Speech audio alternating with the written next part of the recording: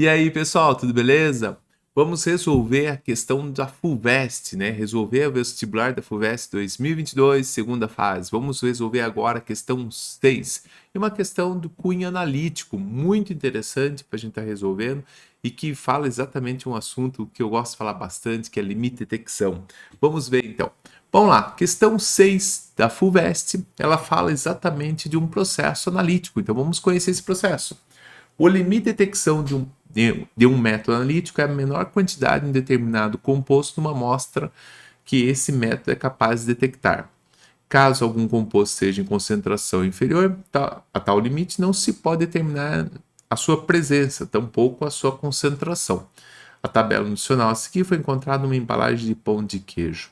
Fazendo um adendo, equipamentos digitais aparecem números, muitas vezes aqueles números já estão dentro de um erro do equipamento ou dentro desse limite de detecção. Então, o analista, quem estuda química, tem que saber fazer exatamente, ver se aqueles dados são coerentes ou não. Então, tem que fazer estudo do erro, assim por diante.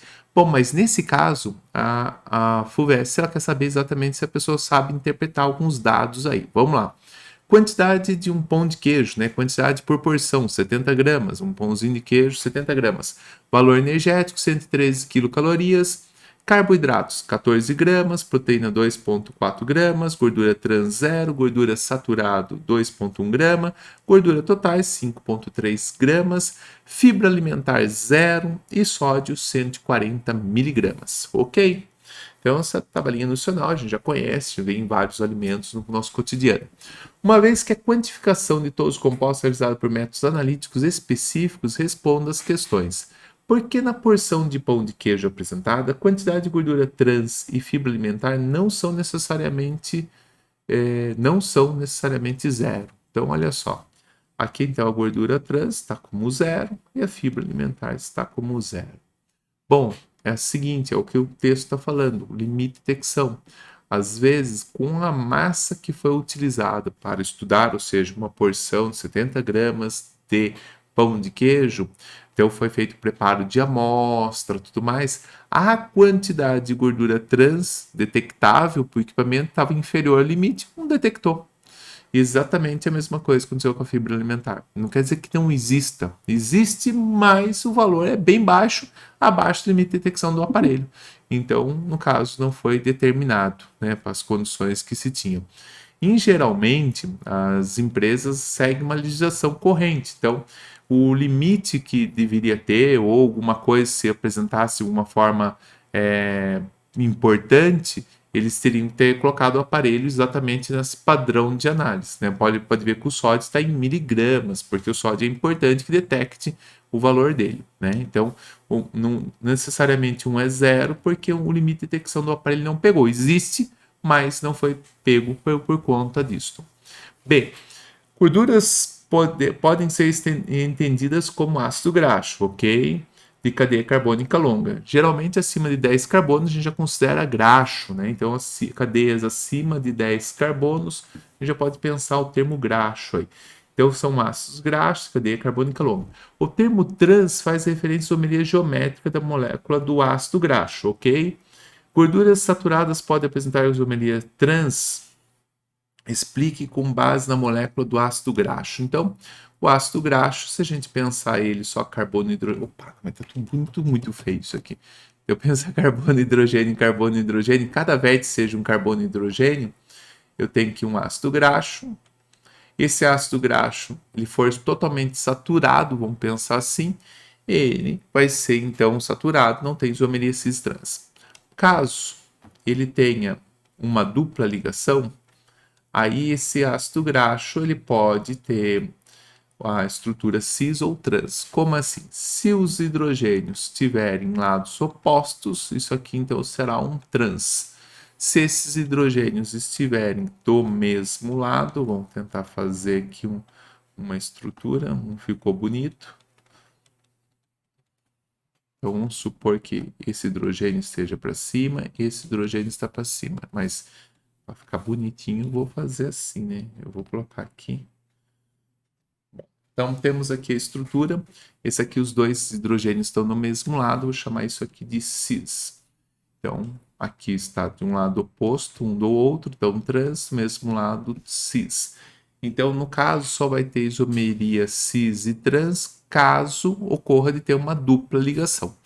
Quando não tem, no caso é saturado, o ácido graxo saturado, né? Então, o grupamento ácido é esse, né?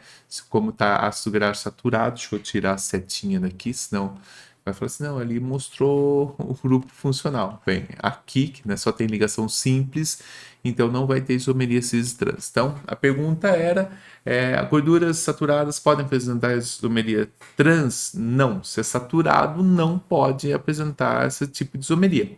Explico com base na estrutura, tá lá a estrutura então que foi mostrada. Perfeito. Então, questão B, simples também. C.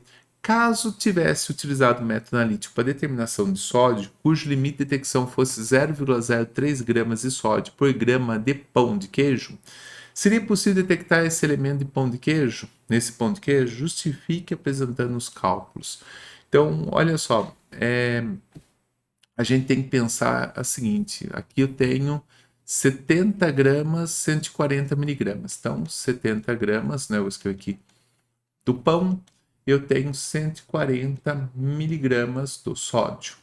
Se eu pensasse 1 grama de pão de queijo, eu tenho quantos miligramas detectando? É o dobro, mas em miligramas. Então, eu tenho 2 miligramas de sódio. Ou, em outras palavras, 0,002 gramas de sódio por grama de pão de queijo. Opa! E o que isso significa? Significa que o valor que eu tenho aqui, ele é inferior, né? Olha só, aqui é o 0,03, ou seja, seria 30 miligramas. Então, o equipamento, o limite de detecção dele fosse 30 miligramas, ou seja, 0,03 gramas de sódio por grama de pão de queijo, não seria possível detectar. Ou seja, não é possível, eu vou fazer a minha análise, vai dar parecer zero, porque está abaixo do limite de detecção. Então, eu teria que usar outra técnica, um outro procedimento, ou concentrar minha amostra, ou ter mais amostra. Então, em vez de você fazer com 70 gramas, né? Em vez de fazer com 1 grama, fazer com mais massa, aí eu consigo fazer a detecção, porque eu estou colocando mais massa no meu sistema. Mas tem que ver se o método analítico é adequado ou não. A gente pode achar até que é simples um procedimento analítico, pensando que é como se fosse uma receita de bolo, mas tem químicos que gastam 4, 8 anos estudando uma metodologia. Então tem todo um trabalho por trás disso aí. Questão muito bonita, muito inteligente, fala bem da parte de química analítica, faz uma conversa aí para o aluno entender que essas tabelas nutricionais são sérias, envolve técnicas, instrumentos, assim por diante, e dá trabalho, né? Que olha só, cada uma dessas coisinhas para ser determinada é uma análise diferente, foi falado isso também, chama essa atenção aí. Bom, espero que tenha gostado da resolução, tenha gostado do vídeo. Se gostou, não esqueça de curtir o vídeo e compartilhe com seus amigos que estão estudando Química. Abraços e até mais!